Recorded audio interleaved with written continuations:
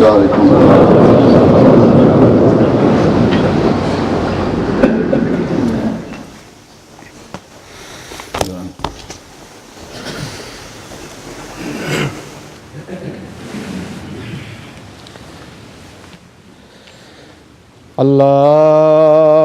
الله أكبر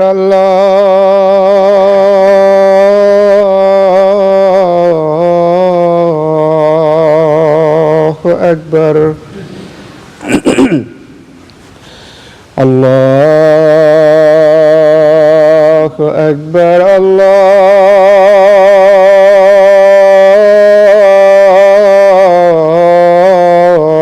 الله أكبر أشهد أن لا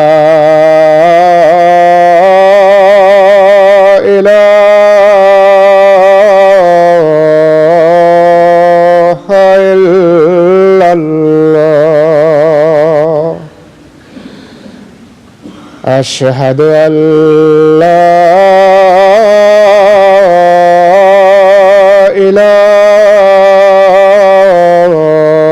إله إلا الله أشهد أن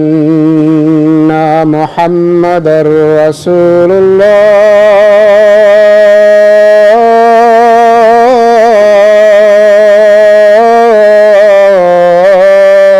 الله أشهد أن محمدًا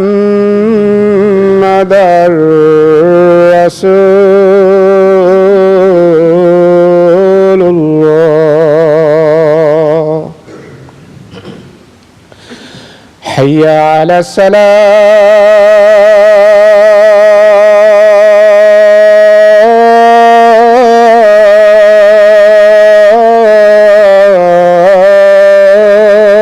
الصلاة حي على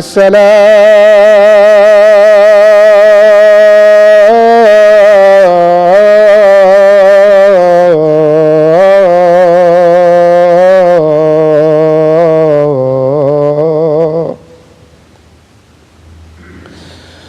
حي على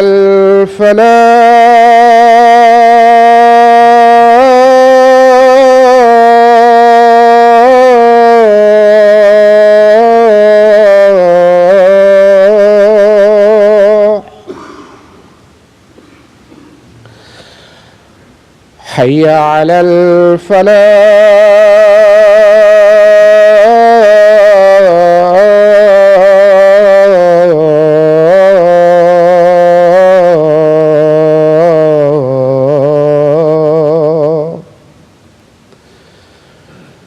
الله أكبر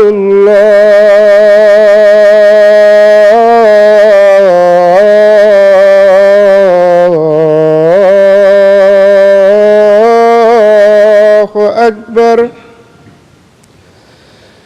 لا إله إلا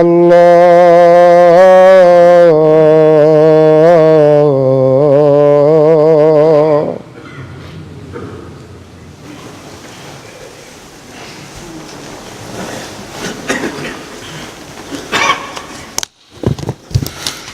السلام عليكم ورحمة الله.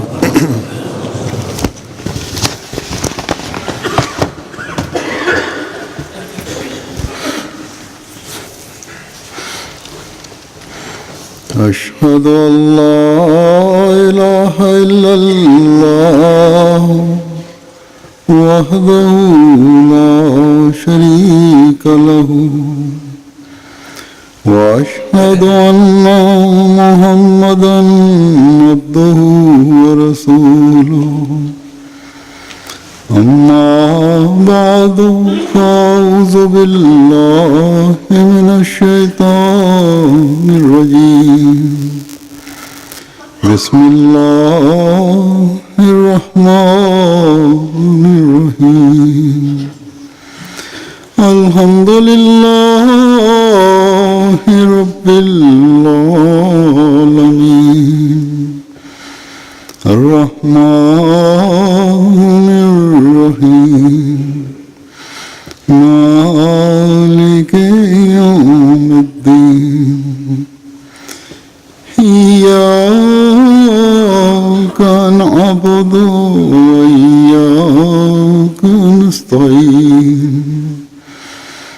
اهدنا الصراط المستقيم صراط الذين أنعمت عليهم غير المغضوب عليهم ولا الضالين.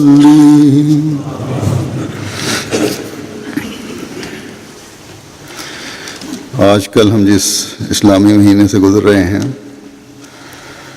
اس مہینے کا نام محرم الحرام ہے. یہ ماہ اسلامی کیلنڈر کا پہلا مہینہ ہے. عام طور پر جب سال کا پہلا مہینہ ہوتا ہے، نیا سال شروع ہوتا ہے، ہم ایک دوسرے کو مبارکباد دیتے ہیں. گزشتہ جمعہ جو تھا، بعض جگہوں پہ محرم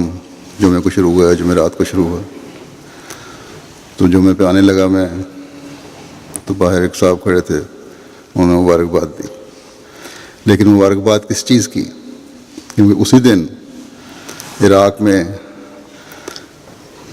دھماکے ہوئے، شیعوں کے اوپر حملے کیے گئے اور درجنوں شہید کر دیے گئے. تو ہم نئے سال کے شروع میں عموماً ایک دوسرے کو مبارکباد دیتے ہیں، لیکن جب قمری سال کا یہ مہینہ شروع ہوتا ہے تو مسلمان شرفاء کی اکثریت، جن کو امت کا درد ہے، اس مہینہ کے آنے پر فکر اور خوف کا اظہار شروع کر دیتی ہے. یہ کیوں ہے؟ جیسا کہ میں نے بتایا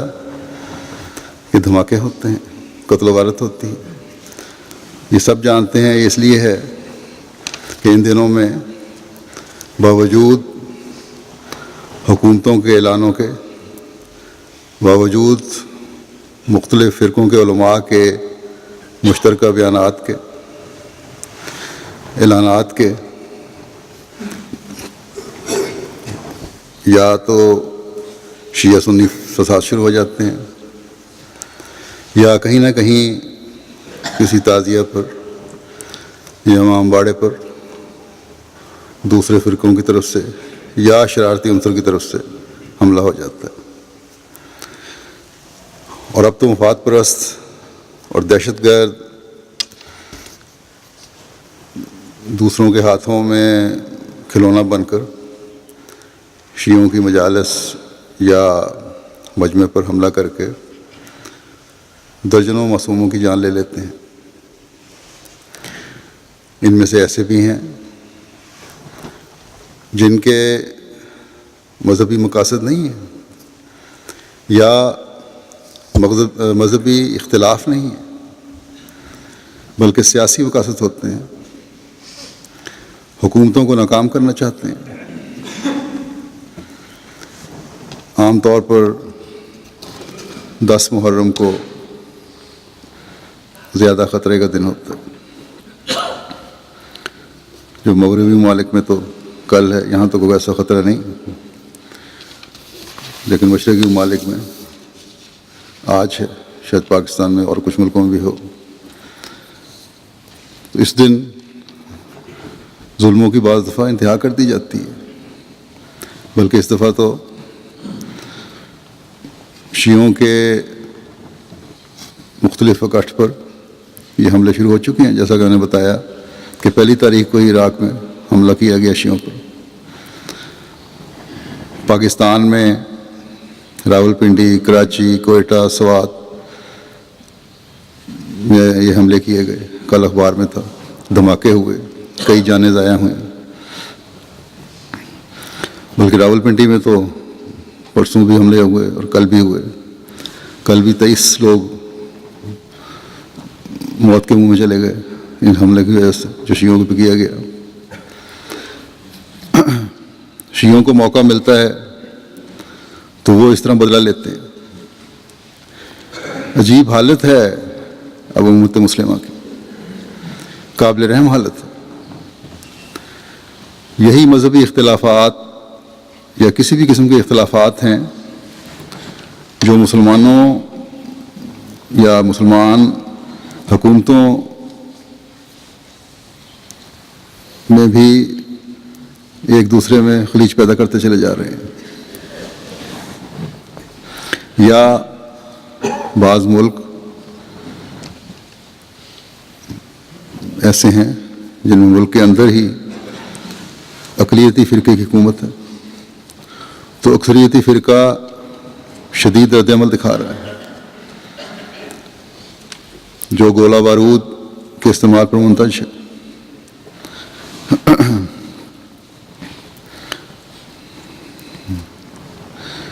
اقلیتی فرقے کو موقع ملتا ہے تو وہ اکثریت پر حملہ کر دیتا ہے، اور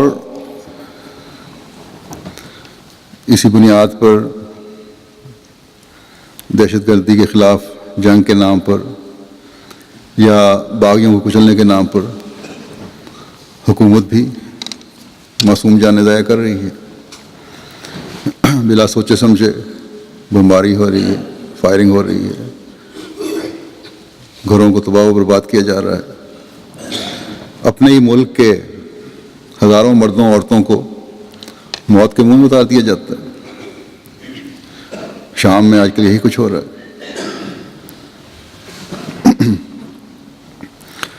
یہی وجہ ہے کہ اسلام مخالف قوتوں کو اپنی منمانی کرنے کی کھلی چھٹی مل گئی۔ فلسطینیوں پر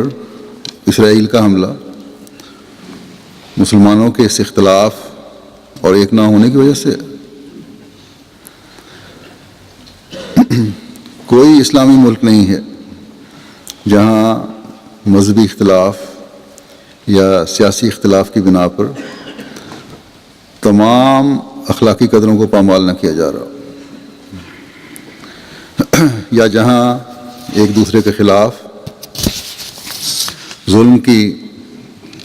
بھیانک داستانیں رقم نہ کی جا رہی ہیں۔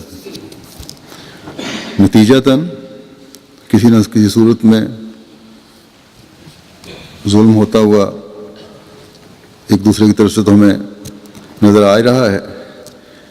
بیرونی اسلامی قوتیں بھی اس وجہ سے، اس کے نتیجے میں اپنے دائرے اسلامی ممالک پر تنگ کرتی چلی جا رہی ہیں۔ کاش کہ مسلمانوں کو عقل آ جائے اور یہ ایک ہو جائیں، اپنے اسلاف سے کچھ سبق سیکھیں۔ تاریخ ہمیں ان کے متعلق کیا کہتی ہے؟ جب ایک اسلامی ملک، اسلام مخالف بڑی طاقت نے، روم کی حکومت نے، حضرت علی اور حضرت معاویہ کے اختلاف کی وجہ سے اسلامی طاقت کو کمزور سمجھتے ہوئے اپنی ساکھ بحال کرنے کے لیے حملہ کرنا چاہا، تو حضرت معاویہ کے علم میں جب یہ بات آئی تو اس بادشاہ کو پیغام بھیجا کہ ہمارے آپس کے اختلافات سے فائدہ اٹھا کر مسلمانوں پر حملہ کرنے کی کوشش نہ کرنا، اگر حملہ کیا تو میں حضرت علی کی طرف سے پہلا جرنیل ہوں گا جو تمہارے خلاف لڑے گا۔ تو یہ رد عمل تھا ان صحابہ کا جن کی طرف ہم اپنے آپ کو منسوب کرتے ہیں، اور آج یہ لوگ مخالفین کے ساتھ مل کر اسلامی حکومتوں کے خلاف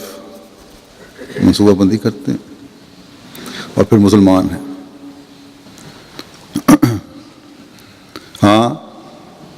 ایک بات پر ان علماء کا یا نام نہاد علماء کا یا اس طبقے کا جو شر پھیلانے والا ہے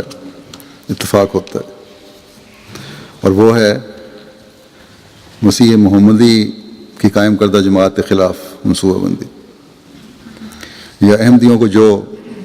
لا الہ الا اللہ محمد رسول اللہ پر دل و جان سے ایمان اور یقین رکھتے ہیں، ان کو زبردستی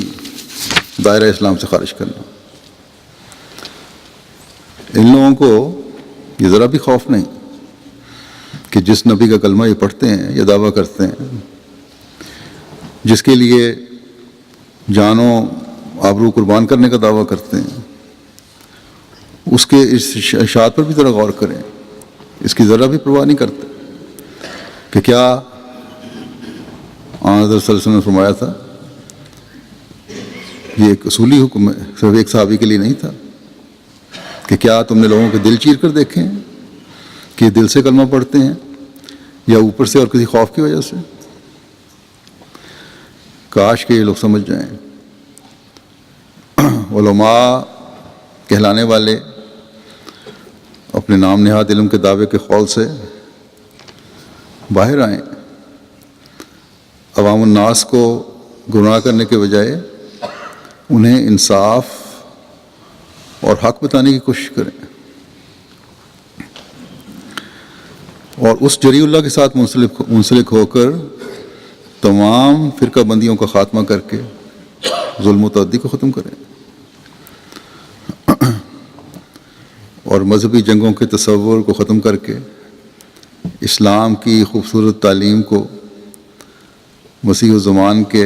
بتائے ہوئے طریق کے مطابق پھیلا کر دشمن کی طاقت کو ختم کر کے حضرت صلی اللہ علیہ وسلم کے جھنڈے تلے لانے والے بن جائیں. محرم کے حوالے سے میں نے بات شروع کی تھی، تو اس وقت میں اس مسیح الزمان اور مہدی دوران کے چند حوالے آپ کے سامنے پیش کروں گا تاکہ لاکھوں کی تعداد میں ان احمدیوں کے سامنے یہ بات آ جائے، وہ احمدی بھی سن لیں جو نئے شامل ہونے والے ہیں، اور وہ بھی جو نوجوان ہیں، کوئی علم نہیں کہ حضرت مسیح موعود علیہ الصلوۃ والسلام نے کس طرح بزرگوں کی عزت کو قائم کیا، کس طرح صحابہ کے مقام کو پہچانا، کس طرح شیعہ سنی کے فرق کو مٹایا، اور کس طرح اللہ تعالیٰ کے حکم کے مطابق تمام مسلمانوں کو جو روئے زمین پر بستے ہیں ایک ہاتھ پر جمع کر کے امت واحدہ بنانے کے طریق سکھائے. اسی طرح غیر الجماعت جو ہمارے بعض دفعہ خطبات سنتے ہیں، باتیں سنتے ہیں، ان کو بھی پتہ چلے کہ اس زمانے میں رحماء بینہم کی حقیقی تصویر بننے کے لیے سچی تعلیم کیا ہے. کچھ غور کریں، کب تک مسلمانوں کی کمزور حالت کا رونا رو کر، صرف ظاہری جلسے جلوس کر کے یا پھر دہشت گردی کر کے اپنے آپ کو اسلام کی خدمت کا فرض اور حق ادا کرنے والا سمجھتے رہیں گے. کب تک دشمن کو اپنی بے نتیجہ اور ظالمانہ کارروائیاں کر کے اسلام پر حملے کرنے کے مواقع فراہم کرتے رہیں گے. بس چاہے مسلمان ممالک کی بدامنی اور بے سکونی اپنے ملکوں میں ایک دوسرے پر ظلم کی وجہ سے ہو، یا اسلام دشمن طاقتوں کے مسلمانوں پر ظلم کرنے کی وجہ سے ہو، اس کا حل اور قیام امن کا علاج اور مسلمانوں کے رعب کو دوبارہ قائم کرنے کی طاقت صرف اور صرف اللہ تعالیٰ کی طرف سے آئے ہوئے اس فرستادے کے پاس ہے جو حضرت صلی اللہ علیہ وسلم کے عاشق صادق اور آپ کی تعلیم کو دنیا میں پھیلانے کے مشن کے لیے مقرر کیا گیا ہے. جیسا کہ میں نے کہا، آپ کے چند اقتباسات آپ کے سامنے رکھتا ہوں جو تمام صحابہ کے مقام پر روشنی ڈالتے ہیں. اس وقت مسلمانوں نے اگر اپنی اکائی منوانی ہے، اپنی ساکھ کو قائم کرنا ہے، اسلام کو غیروں کے حملوں سے بچانا ہے، دنیا کو اسلام کا پیغام پہنچا کر حضرت صلی اللہ علیہ وسلم کے جھنڈے تلے لانا ہے، تو پھر شیعہ سنی کے فرق کو مٹانا ہوگا، آپس کے فرقوں کے گروہ بندیوں کے فرق کو مٹانا ہوگا، اس اسلام کی تعلیم پر عمل کرنا ہوگا جو حضرت صلی اللہ علیہ وسلم لے کر آئے تھے، جس میں کوئی فرقہ نہیں تھا، جس میں ہر صحابی قربانی کی ایک مثال تھا، نیکی اور تقوی کا نمونہ تھا، ایسا ستارہ تھا جس سے روشنی اور رہنمائی ملتی تھی۔ لیکن بعض کا مقام حضرت صلی اللہ علیہ وسلم کے نزدیک دوسروں سے بلند بھی تھا۔ حضرت ابوبکر صدیق رضی اللہ عنہ کے مقام کو اللہ تعالیٰ نے اور حضرت صلی اللہ علیہ وسلم نے جو بلندی دی ہے وہ کسی دوسرے کو نہیں مل سکتی۔ اسی طرح حضرت عمر کا مقام، حضرت عثمان کا، حضرت علی کا مقام ہے، حضرت امام حسین اور حسن کا مقام ہے، یہ درجہ بدرجہ اسی طرح آتا ہے۔ بس حفظ مراتب کے لحاظ سے صحابہ کے مقام کو دیکھنے کی ضرورت ہے۔ اگر یہ ہوگا تو ہر قسم کے فساد مٹ جائیں گے، اور یہ سب فرق مٹانے کے لیے آخرین میں حضرت مسیح موعود علیہ الصلوۃ والسلام مبعوث ہوئے، اور ہر صحابی اور حضرت صلی اللہ علیہ وسلم کے ہر قرابت دار کا مقام ہمیں بتا کر ان کی عزت و تکریم قائم فرمائی۔ آپ ایک جگہ فرماتے ہیں سر الخلافہ میں کہ مجھے، اس کا ترجمہ یہ ہے، عربی میں ہے یہ، اس کا ترجمہ اردو میں یہ ہے کہ مجھے علم دیا گیا ہے کہ ابو بکر رضی اللہ عنہ تمام صحابہ میں بلند ترین شان اور اعلیٰ مقام رکھتے تھے، اور بلا شبہ آپ پہلے خلیفہ تھے، اور آپ کے بارے میں خلافت کی آیات نازل ہوئیں۔ پھر سر الخلافہ کا بھی حوالہ ہے جس کا اردو ترجمہ یہ ہے کہ بخدا آپ اسلام کے عدم ثانی اور خیر الانام کے مظہر اول تھے، اور گو آپ نبی تو نہ تھے مگر آپ میں نبیوں اور رسولوں کی قوتیں موجود تھیں۔ پھر سر الخلافہ میں ہی آپ فرماتے ہیں کہ اللہ تعالیٰ جانتا تھا کہ حضرت ابوبکر صدیق رضی اللہ تعالیٰ عنہ صحابہ میں سے سب سے زیادہ بہادر، متقی اور رسول اللہ صلی اللہ علیہ وسلم کے سب سے زیادہ پیارے ہیں، اور فتح مند جرنیل ہیں، اور سید الکائنات کی محبت میں فنا اور شروع سے ہی آپ صلی اللہ علیہ وسلم کے غم گسار، اور آپ کے کاموں میں آپ صلی اللہ علیہ وسلم کے مددگار۔ اس لیے اللہ تعالیٰ نے اپنے نبی کو تنگی کے زمانے میں ان کے ذریعے تسلی دی، اور انہیں صدیق کے نام سے مخصوص کیا گیا۔ وہ نبی دو جہان کے مقرب بنے، اور اللہ تعالیٰ نے انہیں ثانی اثنین کی خلت سے نوازا اور اپنے خاص بندوں میں شامل کیا۔ پھر ایک جگہ الفاظ میں فرماتے ہیں کہ رسول اللہ صلی اللہ علیہ وسلم کے وقت میں خلیفہ اول نے، جو بڑے ملک التجار تھے، مسلمان ہو کر لا نظیر مدد کی، اور آپ کو یہ مرتبہ ملا کہ صدیق کہلائے اور پہلے رفیق اور خلیفہ اول ہوئے۔ لکھا ہے کہ جب آپ تجارت سے واپس آئے تھے اور ابھی مکہ میں نہ پہنچے تھے کہ راستے میں ہی ایک شخص ملا، اس سے پوچھا کہ کوئی تازہ خبر سناؤ۔ اس نے کہا اور تو کوئی تازہ خبر نہیں، ہاں یہ بات ضرور ہے کہ تمہارے دوست نے پیغمبری کا دعویٰ کیا ہے۔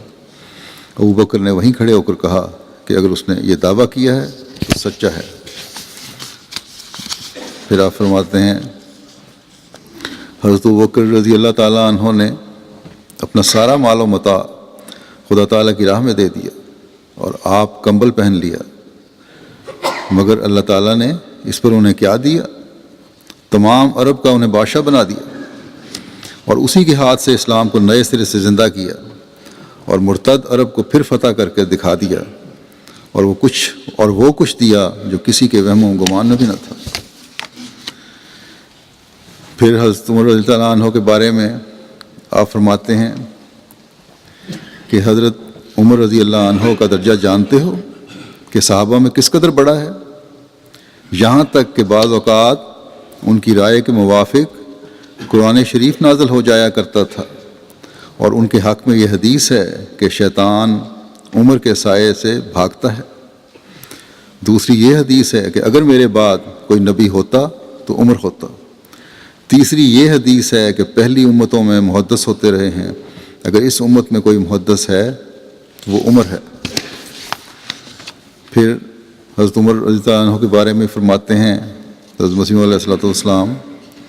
کہ عمر رضی اللہ عنہ کو بھی الہام ہوتا تھا، انہوں نے اپنے تئیں کچھ چیز نہ سمجھا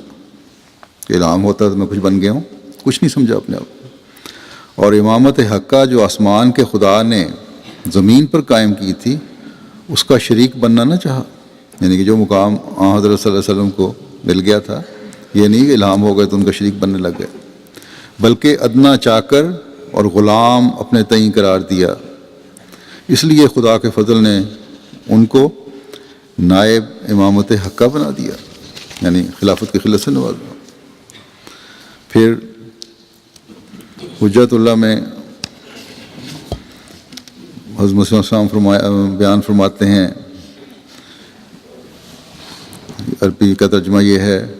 کہ رسول اللہ صلی اللہ علیہ وسلم کے ہمسائے میں 2 ایسے آدمی دفن کیے گئے ہیں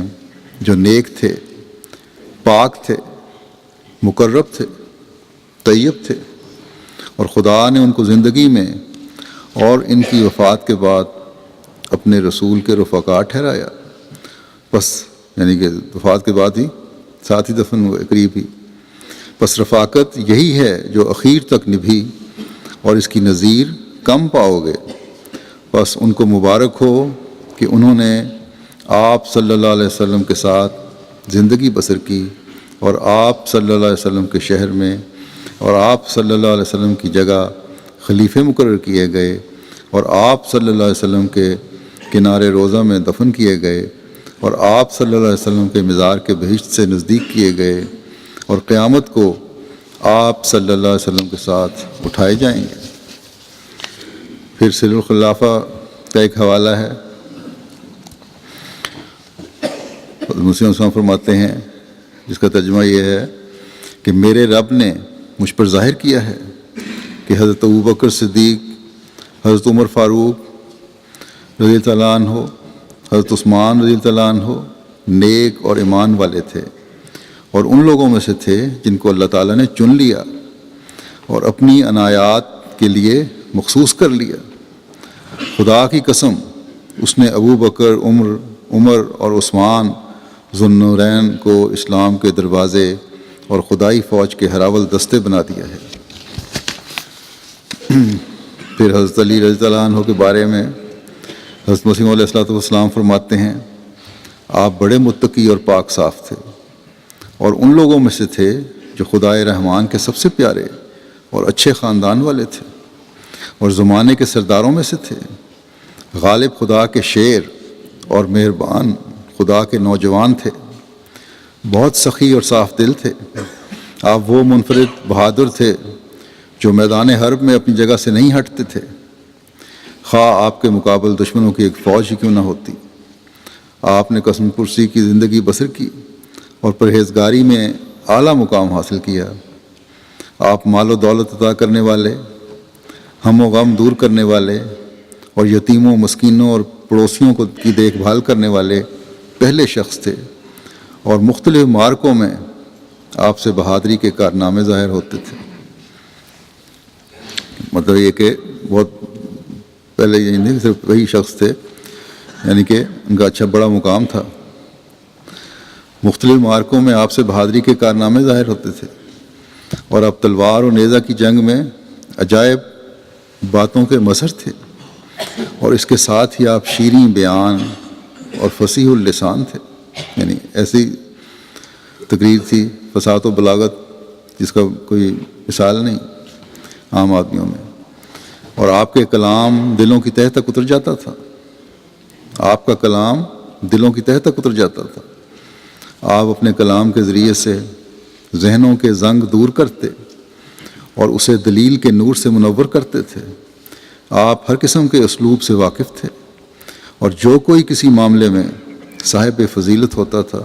وہ بھی آپ کی طرف مغلوب کی طرح معذرت کرتا ہوا آتا تھا۔ آپ ہر خوبی اور فصاحت و بلاغت کے طریقوں میں کامل تھے، اور جس نے آپ کے کمال کا انکار کیا تو وہ گویا بے حیائی کے رستے پر چل پڑا۔ آپ مجبور کی ہمدردی پر ترغیب دلاتے تھے، اور ہر قناعت کرنے والے اور پیچھے پڑ کر مانگنے والے کو کھانا کھلانے کا حکم دیتے تھے۔ یعنی قناعت کرنے والے کو بھی ان کا خیال بھی رکھتے تھے، جو نہیں بھی مانگنے والا اور جو مانگنے والا ہے، چاہے وہ ضدی مانگنے والا ہی ہو، اس کا بھی خیال رکھتے تھے۔ آپ اللہ تعالیٰ کے مقرب بندوں میں سے تھے۔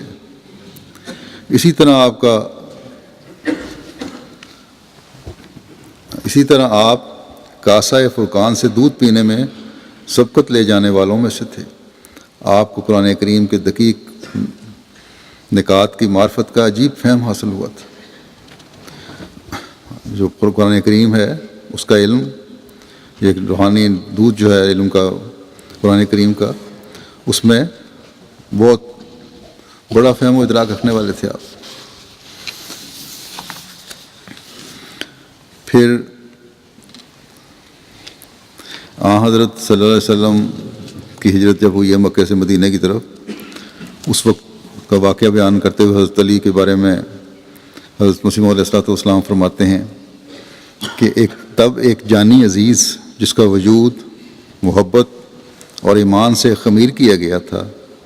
جاں بازی کے طور پر حضرت صلی اللہ علیہ وسلم کے بستر پر باشارہ نبوی اس غرض سے منہ چھپا کر لیٹ رہا کہ تا مخالفوں کے جاسوس حضرت صلی اللہ علیہ وسلم کے نکل جانے کی کچھ تفتیش نہ کریں، اور اسی کو رسول اللہ صلی اللہ علیہ وسلم سمجھ کر قتل کرنے کے لیے ٹھہرے رہیں۔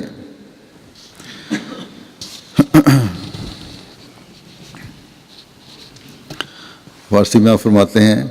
کس بہرے کسے سر نداہد جان نقاشت نفا شانت عشق است کہ این کار بسد صدق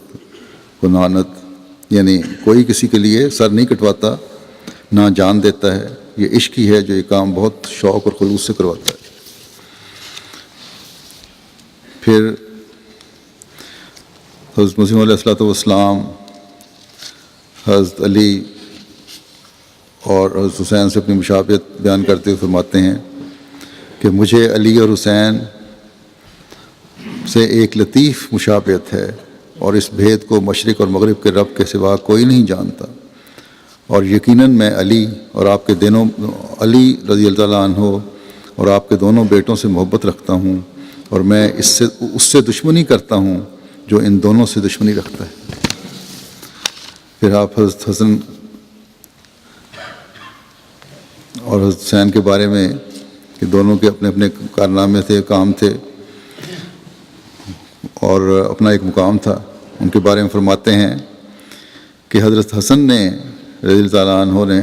میری دانست میں بہت اچھا کام کیا کہ خلافت سے الگ ہو گئے، پہلے ہی ہزاروں خون ہو چکے تھے، انہوں نے پسند نہ کیا کہ اور خون ہوں، اس لیے معاویہ سے گزارا لے لیا۔ چونکہ حضرت حسن کے اس فعل سے شیعہ پر زد ہوتی ہے، اس لیے امام حسن رضی اللہ عنہ پر پورے راضی نہیں ہوئے۔ اگر شیعہ حضرت علی کی اولاد سے ہی کے بارے میں کہتے ہیں تو حضرت حسن کے بارے میں وہ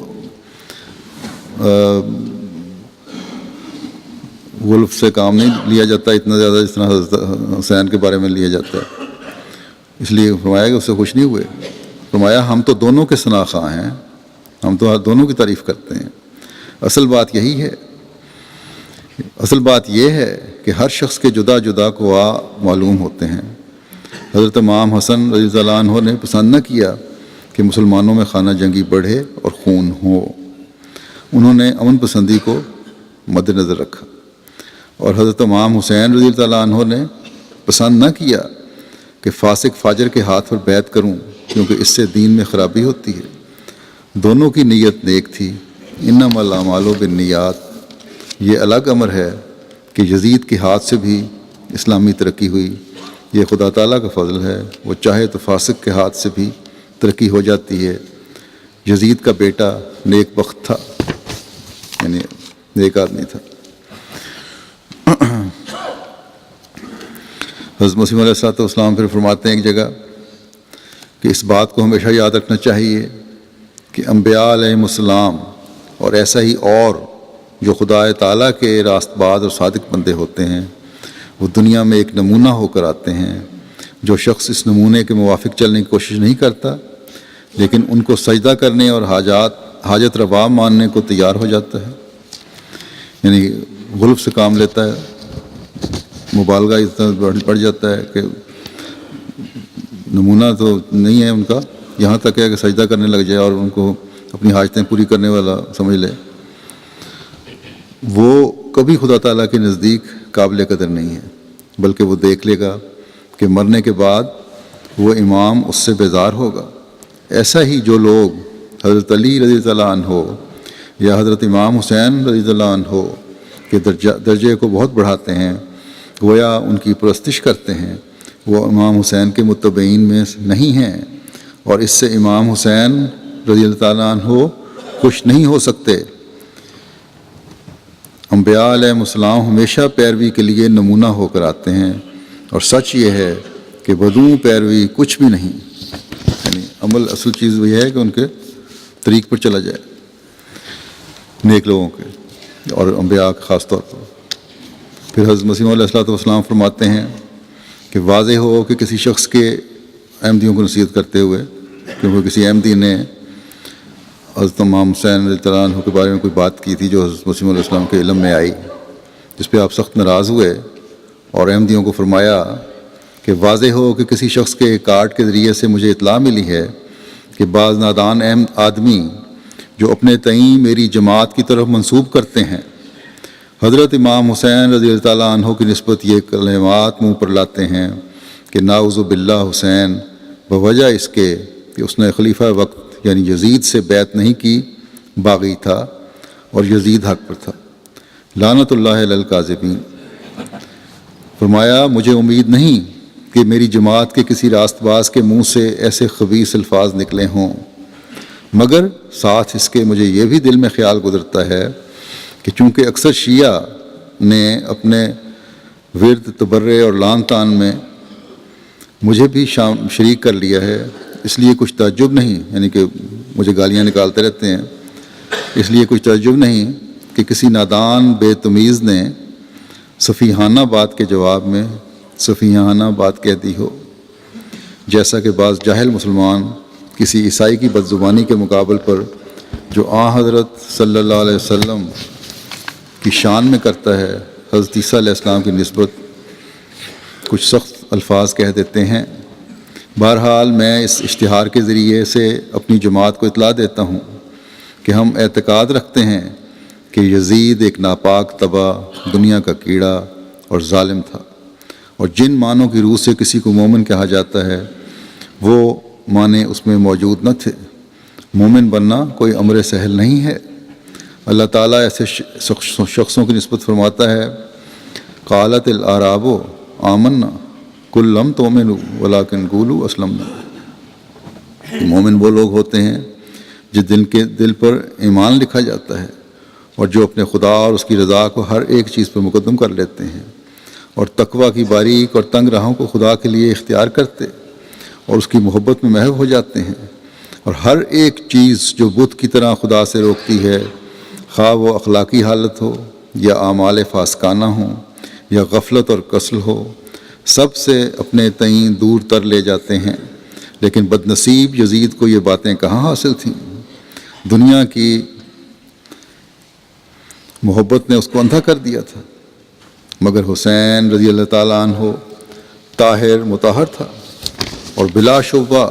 ان برگزیدوں میں سے تھا، اور ان برگزیدوں میں سے ہے جن کو خدا تعالیٰ اپنے ہاتھ سے صاف کرتا اور اپنی محبت سے معمور کر دیتا ہے، اور بلا شبہ وہ سرداران بہشت میں سے ہے، اور ایک ذرہ کینہ رکھنا اس سے موجب سلب ایمان ہے. اور اس امام کی تقویٰ اور محبت الہی اور صبر اور استقامت اور زہد اور عبادت ہمارے لیے اسوہ حسنہ ہے، اور ہم اس معصوم کی ہدایت کے اقتداء کرنے والے ہیں. ہم اس معصوم کی ہدایت کے اقتداء کرنے والے ہیں جو اس کو ملی تھی۔ تباہ ہو گیا وہ دل جو اس کا دشمن ہے، اور کامیاب ہو گیا وہ دل جو عملی رنگ میں اس کی محبت ظاہر کرتا ہے، اور اس کے ایمان اور اخلاق اور شجاعت اور تقوی اور استقامت اور محبت الہی کے تمام نقوش انعکاسی طور پر کامل پیروی کے ساتھ اپنے اندر لیتا ہے، جیسا کہ ایک صاف آئینے میں ایک خوبصورت انسان کا نقش۔ یہ لوگ دنیا کی آنکھوں سے پوشیدہ ہیں، کون جانتا ہے ان کا قدر مگر وہی جو ان میں سے ہیں۔ اس دنیا کی آنکھ ان کو شناخت نہیں کر سکتی، کیونکہ وہ دنیا سے بہت دور ہیں۔ یہی وجہ حسین کی شہادت کی تھی، کیونکہ وہ شناخت نہیں کیا گیا۔ دنیا نے کس پاک اور برگزیدہ سے اس کے زمانے میں محبت کی، تا حسین سے بھی محبت کی جاتی۔ غرض یہ امر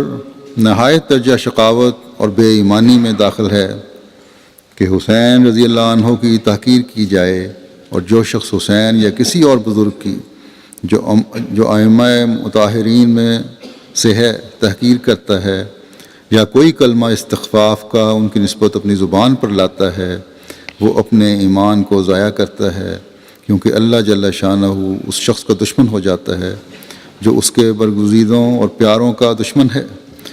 جو شخص مجھے برا کہتا ہے یا لعن طعن کرتا ہے، اس کے عوض میں کسی برگزیدہ اور محبوب الہی کی نسبت شوخی کا لفظ زبان پر لانا سخت معصیت ہے۔ ایسے موقع پر درگزر کرنا اور نادان دشمن کے حق میں دعا کرنا بہتر ہے، کیونکہ اگر وہ لوگ مجھے جانتے کہ میں کس کی طرف سے ہوں تو ہرگز برا نہ کہتے۔ پھر آپ فرماتے ہیں کہ خدا کے پیاروں اور مقبولوں کے لیے روحانی آل کا لقب نہایت موزوں ہے۔ دروشی میں پڑھتے ہیں نا، آل محمد، فرمایا کہ روحانی آل کا لفظ جو ہے خدا کے پیاروں اور مقبولوں کے لیے ہے، اور وہ روحانی آل اپنے یعنی حضرت امام حسن حسین کا ذکر کر رہے ہیں یا اہل بیت کا، کہ وہ روحانی آل اپنے روحانی نانا سے وہ روحانی وراثت پاتے ہیں، جس کو کسی غاصب کا ہاتھ غصب نہیں کر سکتا، اور وہ ان باغوں کے وارث ٹھہرتے ہیں جن پر کوئی دوسرا قبضہ ناجائز کر ہی نہیں سکتا۔ بس یہ سفلی خیال بعض اسلامی فرقوں میں اس وقت آ گئے ہیں جب کہ ان کی روح مردہ ہو گئی اور اس کو روحانی طور پر آل ہونے کا کچھ بھی حصہ نہ ملا، اس لیے روحانی مال سے لاوارث ہونے کی وجہ سے ان کی عقلیں موٹی ہو گئیں اور ان کے دل مقدر اور کوتاہ بین ہو گئے۔ اس میں کس ایماندار کو کلام ہے کہ حضرت امام حسین اور امام حسن رضی اللہ عنہما خدا کے برگزیدہ اور صاحب کمال اور صاحب عفت اور عصمت اور ائمۃ الہدیٰ تھے، یعنی ہدایت کے امام تھے، اور وہ بلا شبہ دونوں معنوں کے روح سے حضرت صلی اللہ علیہ وسلم کے آل تھے۔ سو اہل معرفت اور حقیقت کا یہ مذہب ہے کہ اگر حضرت امام حسین اور امام حسن رضی اللہ عنہما حضرت صلی اللہ علیہ وسلم کے سفلی رشتے کے لحاظ سے آل بھی نہ ہوتے، تب بھی بوجہ اس کے کہ وہ روحانی رشتے کے لحاظ سے آسمان پر آل ٹھہر گئے تھے، بلا شبہ حضرت صلی اللہ علیہ وسلم کے روحانی مال کے وارث ہوتے۔ جبکہ فانی جسم کا ایک رشتہ ہوتا ہے تو کیا روح کا کوئی بھی رشتہ نہیں؟ بلکہ حدیث سے اور خود قرآن شریف سے بھی ثابت ہے کہ روحوں میں بھی رشتے ہوتے ہیں، اور ازل سے دوستی اور دشمنی بھی ہوتی ہے۔ اب ایک عقل مند انسان سوچ سکتا ہے کہ کیا لازوال اور ابدی طور پر آل رسول ہونا جائے فخر ہے، یا جسمانی طور پر آل رسول ہونا جو بغیر تقوی اور طہارت اور ایمان کے کچھ بھی چیز نہیں۔ اس سے کوئی یہ نہ سمجھے کہ ہم اہل بیت رسول اللہ صلی اللہ علیہ وسلم کی کثر شان کرتے ہیں، یعنی آپ فرما رہے ہیں کہ روحانی آل ہونے کا مقام اس سے بہت بڑھ کر ہے جتنا کہ جسمانی آل ہونے کا یا اولاد ہونے کا۔ فرمایا کوئی یہ نہ سمجھے کہ ہم اہل بیت رسول اللہ صلی اللہ علیہ وسلم کی کثر شان کرتے ہیں، بلکہ اس تحریر سے ہمارا مدعا یہ ہے کہ امام حسن اور امام حسین رضی اللہ عنہما کی شان کے لائق صرف جسمانی طور پر آل رسول ہونا نہیں، کیونکہ وہ بغیر روحانی تعلق کے ہیچ ہے۔ یعنی یہ ان کی شان نہیں ہے کہ جسمانی طور پر والے رسول تھے، اصل چیز روحانی تعلق ہے۔ پھر فرمایا اور حقیقی تعلق انہی عزیزوں کا رسول اللہ صلی اللہ علیہ وسلم سے ہے جو روحانی طور پر اس کی آل میں داخل ہیں۔ رسولوں کے معارف اور انوار روحانی رسولوں کے لیے بجائے اولاد ہیں جو ان کے پاک وجود سے پیدا ہوتے ہیں، یعنی کہ اصل چیز ان کے تعلیم اور معارف اور ان کے روحانی نور جو منتشر ہوتا ہے ان کے ماننے والوں میں، وہی اصل چیز ہے۔ اور جو لوگ ان معارف اور انوار سے نئی زندگی حاصل کرتے ہیں اور ایک پیدائش جدید ان انوار کے ذریعے سے پاتے ہیں، وہی ہیں جو روحانی طور پر آل محمد کہلاتے ہیں۔ بس ہر احمدی، ہر مسلمان اگر حضرت صلی اللہ علیہ وسلم کی تعلیم پر عمل کرنے والا ہے، آپ کے نور سے فیض یاب ہونے والا ہے، آپ کی حقیقی تعلیم پر عمل کرنے والا ہے، تو وہ آل محمد میں اس کا شمار ہو جائے گا۔ بس یہ وہ حقیقی طریق ہے جس پر ہر مسلمان کے لیے چلنا ضروری ہے کہ ہر بزرگ کے مقام کو پہچان کر اس کی عزت کرے، اس کا احترام کرے، آپس کے جھگڑوں اور فسادوں اور قتل و غارت گری کو ختم کریں۔ بعید نہیں کہ یہ سب قتل و غارت گری اور جو فساد جو ہو رہے ہیں، مسلمان کو جو قتل کر رہا ہے، اس میں اسلام مخالف طاقتوں کا ہاتھ ہو، جو مسلمانوں میں گروہ بندیاں کر کے، پیسہ دے کر، رقم خرچ کر کے فساد کروا رہے ہیں، یا خود بیچ میں شامل ہو کر یہ سب کچھ کر رہے ہیں۔ اب جو شیعوں پر حملے ہو رہے ہیں یا مسجدوں پر حملے ہو رہے ہیں، ان میں ان تنظیموں کا ہاتھ ہے جنہیں حکومت دہشت گرد کہتی ہے۔ اور دہشت گردوں کے بارے میں یہ بھی حکومتوں کی رپورٹیں ہیں پاکستان میں بھی کہ ان میں ایسے لوگ بھی شامل ہیں جو بعض مسلمان ہی نہیں تھے بلکہ فساد پیدا کرنے کے لیے باہر سے آئے تھے۔ اللہ تعالیٰ امت پر رحم کرے اور ان کو ایک ہونے کی توفیق عطا فرمائے۔ احمدیوں کو بھی یہ کہنا چاہوں گا کہ دوسرے مسلمان فرقے تو ایک دوسرے سے بدلے لیتے ہیں، جو کہ ایک نے حملہ کیا دوسرے نے بھی کر دیا، لیکن حضرت مسیح موعود علیہ الصلوۃ والسلام کی بیعت میں آ کر باوجود تمام تر ظلموں کے جو یہ تمام فرقے اکٹھے ہو کر ہم پر کر رہے ہیں، ہمارے ذہنوں میں کبھی بھی بدلے کا خیال نہیں آنا چاہیے۔ ہاں، اگر کسی بات کی اگر ضرورت ہے تو یہ کہ ہم میں سے ہر ظلم کے بعد نیکی اور تقوی میں ترقی کرے اور پہلے سے بڑھ کر خدا تعالیٰ سے تعلق پیدا کر کے دعاؤں میں لگ جائے۔ حضرت امام حسین رضی اللہ عنہ نے قربانی دے کا جو عملی نمونہ ہمارے سامنے قائم فرمایا ہے، وہ ہمارے لیے رہنما ہے۔ حضرت مسلم موعود رضی اللہ عنہ نے اسی بات کو سامنے رکھتے ہوئے اپنے ایک شعر میں جماعت کو اس طرح نصیحت فرمائی ہے کہ وہ تم کو حسین بناتے ہیں اور آپ یزیدی بنتے ہیں، یہ کیا ہی سستا سودا ہے، دشمن کو تیر چلانے دو۔ بس حضرت امام حسین رضی اللہ عنہ نے، جن کے بارے میں حضرت مسیح موعود علیہ السلام نے فرمایا کہ وہ سرداران بہشت میں سے ہیں، ہمیں صبر و استقامت کا سبق دے کر ہمیں جنت کے راستے دکھا دیے۔ ان دنوں میں یعنی محرم کے مہینے میں خاص طور پر جہاں اپنے لیے صبر و استقامت کی ہر احمدی دعا کرے، وہاں دشمن کی شر سے بچنے کے لیے رب کل شیء خادموں کا رب فاحفظنی وانصرنی وارحمنی کی دعا بھی بہت پڑھیں۔ میں نے پہلے ہی بتایا تھا کہ یہ دعا ہمیں محفوظ رہنے کے لیے بہت پڑھنے کی ضرورت ہے۔ اللہم انا نجعلک فی نحورہم ونعوذ بک من شرورہم کی دعا بھی بہت پڑھیں۔ درود شریف پڑھنے کے لیے میں نے گزشتہ میں بھی کہا تھا، پہلے بھی کہتا رہتا ہوں کہ اس طرح بہت توجہ دیں۔ اللہ تعالیٰ ہر احمدی کو اپنی حفاظت میں رکھے، دشمن کے مقابلے میں اپنے جو ہمارے خلاف منصوبہ بندیاں دشمن کر رہا ہے اپنی خاص تائید و نصرت فرمائے، اور ہم پر رحم کرتے ہوئے دشمنان احمدیت کے ہر شر سے ہر فرد جماعت کو اور جماعت کو محفوظ رکھے۔ اللہ تعالیٰ ان کا ہر شر اور منصوبہ جو جماعت کے خلاف یہ بناتے رہتے ہیں یا بنا رہے ہیں، اللہ تعالیٰ انہی پر الٹائے۔ ہمیں حضرت صلی اللہ علیہ وسلم کی حقیقی آل میں شامل فرمائے، جیسا کہ حضرت مسیح موعود صلی اللہ علیہ وسلم نے فرمایا ہے کہ اصل مقام روحانی آل کا ہے۔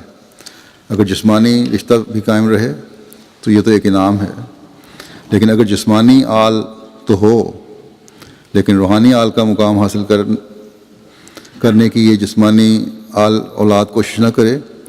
تو کبھی ان برکات سے فیض یاب نہیں ہو سکتی جو حضرت صلی اللہ علیہ وسلم کی ذات سے منسلک ہونے سے اللہ تعالیٰ نے دینے کا وعدہ فرمایا۔ بس ہمیں ہر وقت اپنے جائزے لیتے رہنے کی ضرورت ہے۔ جب بھی درود شریف پڑھیں اس بات کا جائزہ لینا چاہیے کہ ہم کس حد تک اس درود سے فیض یاب ہونے کے لیے حضرت صلی اللہ علیہ وسلم کی لائی ہوئی تعلیم پر عمل کرنے کی کوشش کرنے والے ہیں، کس حد تک زمانے کے امام کی بیعت میں آ کر قرآن کریم کی حکومت اپنے سر پر قبول کرنے والے ہیں۔ اللہ کرے کہ یہ بزرگوں کے مقام کے ذکر اور مخالفین احمدیت کی ہم پر سختیاں اور ظلم اور بعض حکومتوں کا ہم پر ان ظلموں کا حصہ بننا ہمیں پہلے سے بڑھ کر خدا تعالیٰ کا قرب دلانے والا ہو۔ ہماری قربانیاں سعید فطرت لوگوں کو احمدیت کی آغوش میں لانے والی ہوں، اور ہم احمدیت یعنی حقیقی اسلام کی فتوحات کے نظارے دیکھنے والے ہوں۔ اسرائیل جو کچھ فلسطینیوں کے ساتھ کر رہا ہے، اس کا میں نے پہلے بھی ذکر کیا، اس کے لیے بہت دعا کریں کہ اللہ تعالیٰ معصوم جانوں کو ہر قسم کے ظلم سے بچائے۔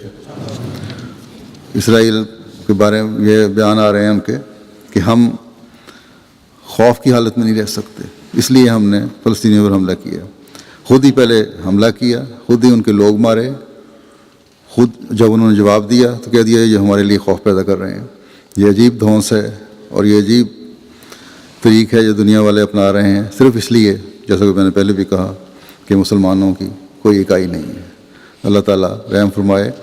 اور ان معصوم فلسطینیوں پر بھی رحم کرے اور ان کو ہر قسم کے ظلم سے بچائے۔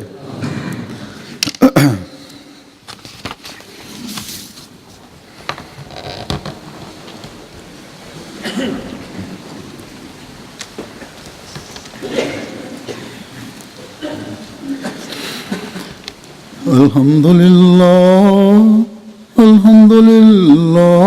نحمده ونستعينه ونستغفره ونؤمن به ونتوكل عليه ونعوذ بالله من شرور أنفسنا ومن سيئات أعمالنا، من يهده الله فلا مضل له ومن يضلل فلا هادي له، ونشهد أن لا إله إلا الله ونشهد أن محمدا عبده ورسوله۔ عباد الله رحمكم الله، إن الله يأمر بالعدل والإحسان وإيتاء ذي القربى وينهى عن الفحشاء والمنكر والبغي يعظكم لعلكم تذكرون۔ اذكروا الله يذكركم وادعوه يستجب لكم ولذكر الله أكبر